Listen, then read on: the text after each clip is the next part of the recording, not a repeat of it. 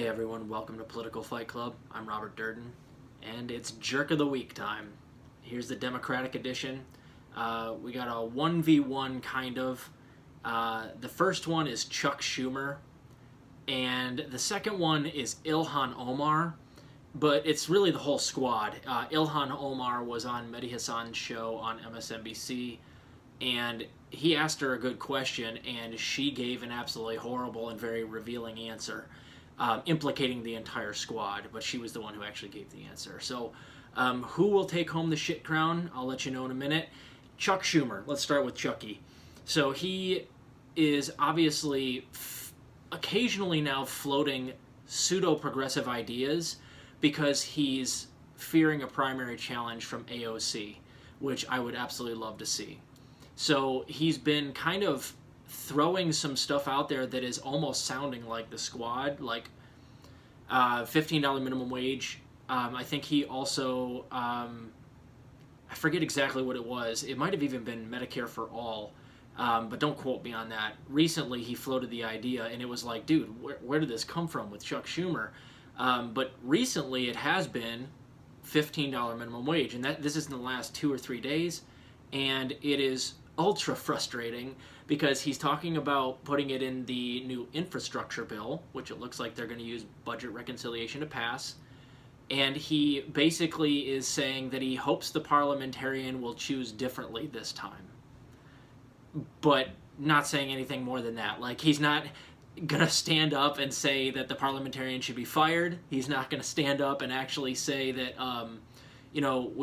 we can do this without listening to the Parlaimentarian.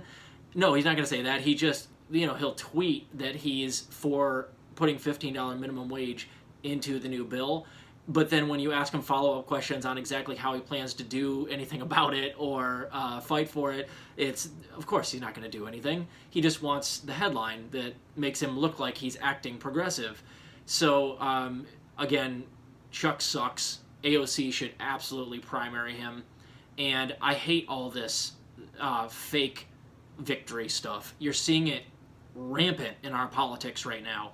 All of them are liars, and it includes the squad. Like, the squad, in a way, almost does this as bad as any other politician, is they act like they're doing all this work and actually trying to get things done, and no one is less effectual than the squad.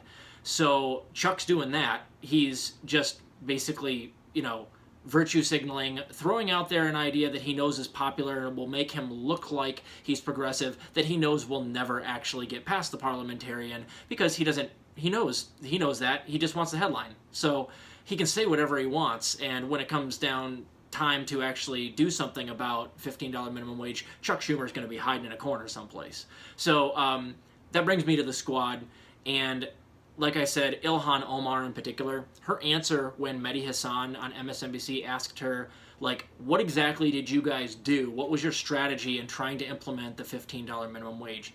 She gave one of the worst answers I've ever heard, and I saw this again. Kalinsky did a great breakdown of this as well. I'm going to give you a different take than him. He seems to think that the squad is just, dumb. That they don't know how to actually get things done. They don't understand leverage. I don't think that's true. I think they're playing dumb. I think they're being dishonest actors. And I think they're playing into the hands of the people above them, not because they're naive, but because they don't like pressure from the media. They don't enjoy having any type of pressure on them at work by their superiors on anything, and they don't like being seen as outsiders, really. I think they really actually do enjoy the comfort of being seen as somebody who's, working with the other people that they, other Congress people. So I don't think they're dumb. But here's the thing, man. This drives me crazy. I'm going to break down her answer just real briefly here.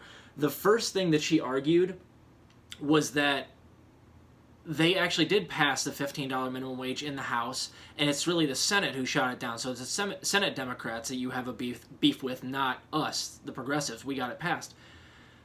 To which I say, she's gaslighting you and gaslighting anybody who's listening because she assumes that you don't know that once it got shot down in the Senate without $15 minimum wage, they could have voted as a block when it went back to the House and insisted that Joe Manchin and Kristen Sinema rethink their bogus votes.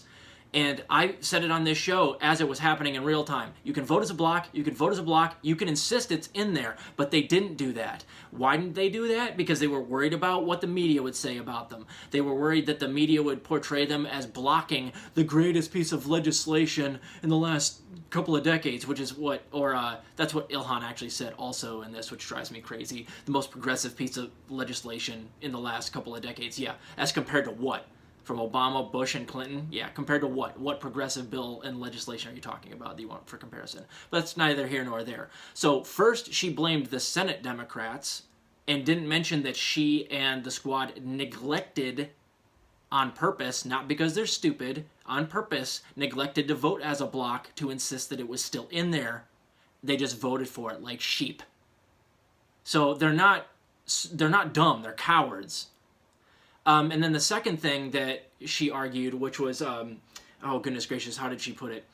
The second thing that she argued was that the Biden administration showed their hand too early, that they admitted early on to Republicans that they may not be steadfast on the $15 minimum wage. So Republicans knew before the bill got crafted that they could negotiate it out of there. So she passes the buck to the Biden administration for like tipping their hand early, like showing what they had, saying that they weren't steadfast on the $15 minimum wage. So the Republicans knew they could pull it out of there. And then she then goes on to blame the Republicans like they all do.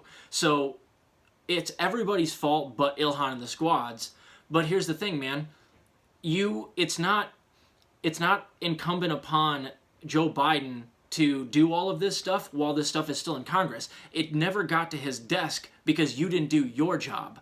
So, yeah, the Biden administration wasn't steadfast on it. So why aren't you fighting for it? You act like, are you going to scapegoat Joe Biden's administration for being really, stupid with the stuff that they say to the media and admitting that they're corporatist as some sort of scapegoat for you not doing your job? Because it's insufferable. So I don't think that they're actually this dumb. They're just playing dumb. And I think the squad is ultra spineless.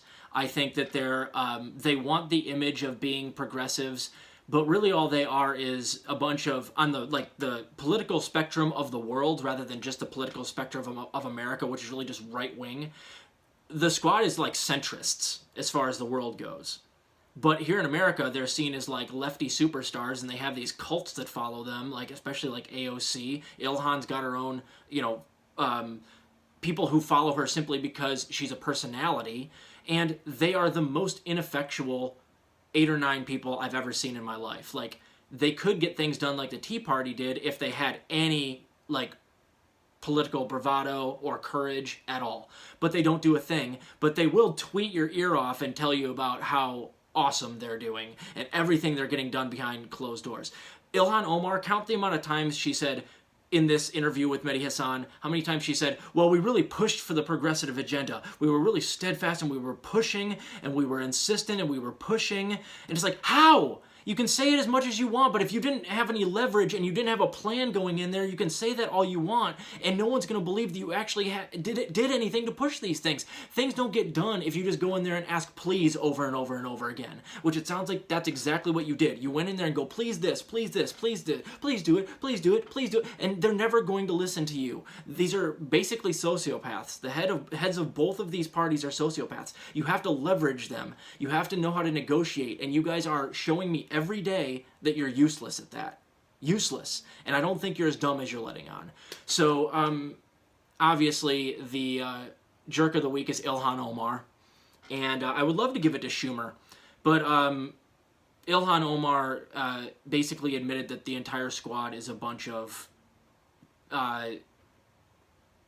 smart people who will not mind masquerading as idiots as long as they can be worshipped as the progressive left. They'll get nothing done, and as we're finding out, people will still kiss AOC's feet no matter if she gets nothing done. And when's the last time any of these people talked about Medicare for All? Last time I saw any of them talk about Medicare for All was in mid-December.